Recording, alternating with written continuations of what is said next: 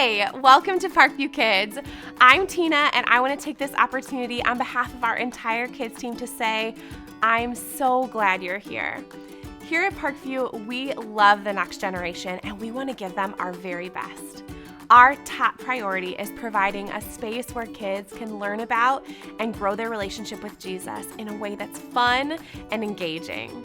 During our time together, your kids will hear an age-appropriate lesson that will help them deepen their understanding of who God is. I want to encourage you to sit down and watch this together. We hope that this will provide a foundation for you to have great conversation together as a family about the truths that are talked about here. And make sure you stick around after the video to hear about some more great resources that we have for you and your family. All right, are you ready to get started? Let's go. Do, re, mi, fa, sol, la, ti.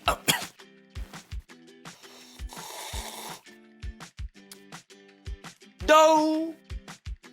Hey guys, welcome to the Story Lab. This week we're talking about friendship while we take a look at what makes a good friend. Ooh, some tea for me? Thanks, friend.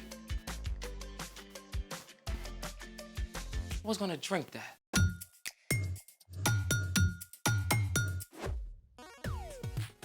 Hey, I'm Carter. And I'm Zeke. We're talking about friendship, which is using your words and actions to show others you care. Now, what do you like to do with your friends? We take our bikes over to these awesome trails and ride. Well, me and my friends play a lot of video games. Couch potato? I prefer sofa spud. Also, we're building a robot. Cool. And totally geeky. I resemble that remark. Oh, and we are friends. Oh, for reals. We do this show together. And our secret handshake. Oh, yeah. Good. Ha. I love our secret handshake. Oh, and we got a set of friends joining us today who do something even more awesome together. Wait. Let me guess. Skydiving, domino tricks, collecting hot sauce, competitive bug eating, deep sea noodling. None of the above. Well, what do they do? Our new friends, Chris and Sandra, just so happen to be great at harmony. Tell me more. I'll let them do it. Hey guys, come on in. Hey, how's it going? Good to see you. Hey, Chris and Sandra, we are so excited to have you here with us on Story Lab. Oh yeah, thanks for having us. Oh, yeah, I've been looking forward to it. So we have a couple of questions for you, Okay. and I'll start off by asking the first one. How did you guys meet, and when did you guys start working together? Ooh, that's a good question. Chris, why don't you answer it? Okay, sure. So Sandra was born and raised in New York, and I live down here, okay?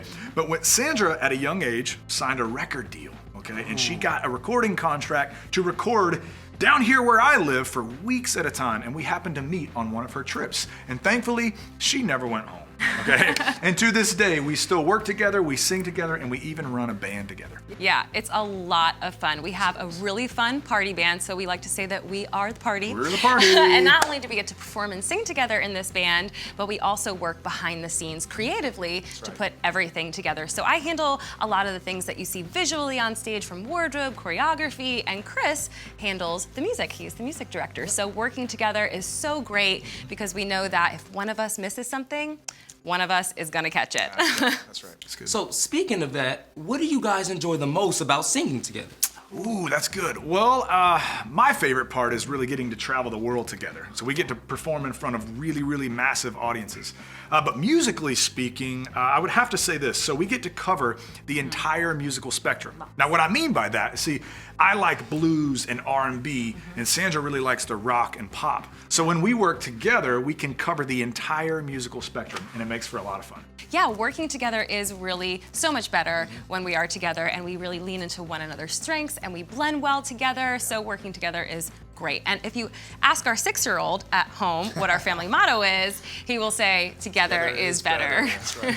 Well, speaking of together is better, we would love to hear you guys sing together. Oh, okay, that'd be fun. Okay, so here's a song that I wrote a long time ago. It's called Love Like You.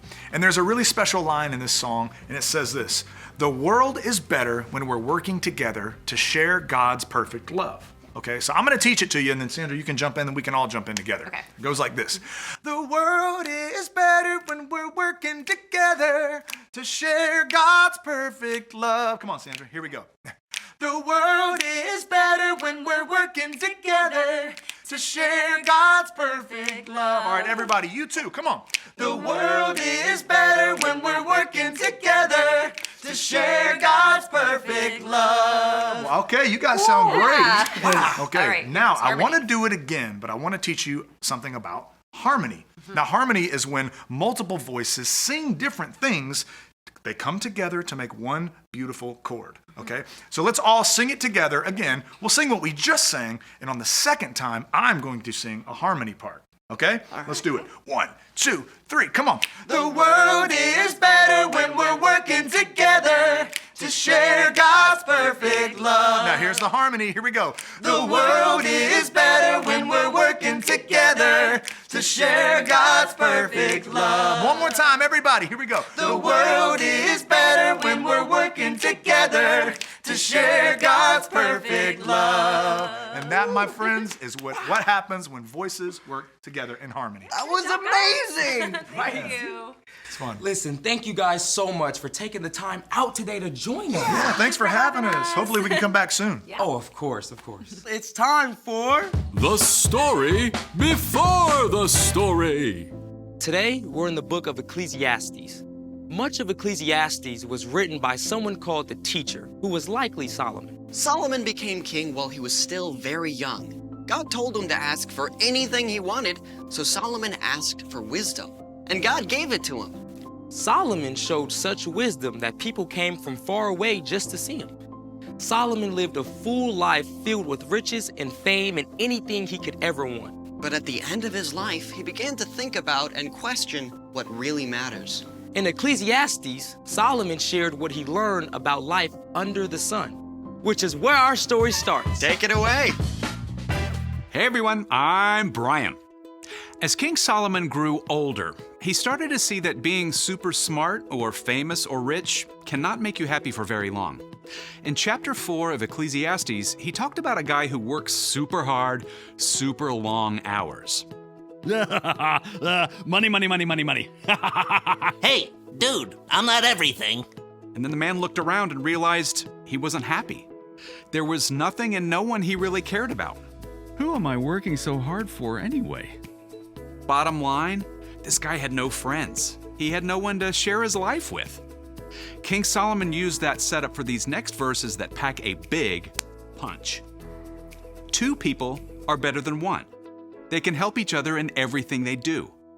Now, you probably hear things all the time like, you do you, follow your heart, go after your dreams. Now, there is some truth and wisdom in those words, but at the same time, they can push you to go it alone and just focus on yourself. And that can leave you feeling, pretty empty. After all, we are designed to be friends with God and with each other. Solomon went on to write, suppose either of them falls down, then the one can help the other one up. But suppose a person falls down and doesn't have anyone to help them up.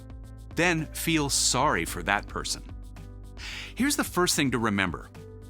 A good friend can help you. Maybe you trip while running on the playground and faceplant in the dirt with a skinned knee. When that happens, you definitely want a friend close by to give you a hand up. But it could also mean that you crashed and burned on your last math test. A good friend might be able to step in and help you study and understand. Let's check out the next part of the verse. One person could be overpowered, but 2 people can stand up for themselves. It's so important to remember that a good friend can stand up for you. Sometimes people who are hurting will hurt others. Chances are there's someone in your life who ignores you, says hurtful things to you, or talks about you behind your back. That's always hard to face, but when a friend stands up for you, it's a lot easier to bear. Now let's wrap it up. Solomon finished, and a rope made out of 3 cords isn't easily broken. See, the only thing better than 1 good friend is 2. In the ancient world, rope made out of 3 strands was the gold standard. It could withstand just about anything. If 1 friend can help, encourage, and stand up for you, a group of 3 friends can do that even better for each other. Some people think that Solomon wasn't talking about another person here, but rather God. If both you and your friend trust God and are choosing to follow Jesus every day, your friendship will be even stronger. You can encourage each other daily to grow and be more like Jesus in everything you do. Let's take a look at all of that together. 2 people are better than 1. They can help each other in everything they do. Suppose either of them falls down, then the one can help the other one up. But suppose a person falls down and doesn't have anyone to help them up. Then feel sorry for that person. 1 person could be overpowered, but 2 people can stand up for themselves. And a rope made out of 3 cords isn't easily broken. Looking back on his life, Solomon realized that it wasn't the money or fame that brought him joy. It was the gifts of God, including the people in his life. The end. Wow. I mean, we spend so much time just wanting more money and stuff. But Solomon had all that stuff, and it didn't make him happy. That's right. It was the people in his life who mattered most. So what's our part in the story? We weren't designed to live life alone. Even Jesus modeled how important it is to have friends when he chose his 12 disciples. If Jesus needed friends, we certainly do too. But not just any friends. That's right. You want to choose friends who help you, who encourage you, and stand up for you. And you can do the same for them too. Now, you might not feel like you have really good friends or that the friends you have don't treat you very well, but the best way to get a good friend is to be a good friend. Be friendly to everyone, but look for someone who enjoys the things you enjoy and makes wise choices. Someone who loves, like Jesus. And you might have to step outside of your comfort zone a little and maybe invite a kid you don't know very well to play a game. Keep your eyes open at school and church, and maybe be willing to try a new activity where you could meet a new friend. Because having a good friend can make all the difference in the world. You got it. See you next time. So, here's the thing. Choose your friends carefully. Friend, do you think we can sing harmony? I mean, it can't be that hard, right? Oh, come on, it's gotta be someone's birthday out there. Let's give it a go. I'm not sure about... Come on. Thanks for joining us in the Story Lab. See you next time. All right, on 3, happy birthday. Let's go. Are you sure? 1, 2, 3. Happy birthday to you. Zeke. It's their birthday. We're not trying to scare them. Happy birthday. Yeah. Thank you so much for tuning in today. We hope that the truths found in this lesson will take deep roots in your family. Speaking of your family, we want to walk alongside you on this journey. We have an awesome resource for you called the Parent Hub. Every month, we share new relevant resources for each of our age groups, birth through high school. Visit theparenthub.org to find out more. We are rooting for you and your family. Keep up the hard and wonderful work of pointing your kids towards Jesus. We love you.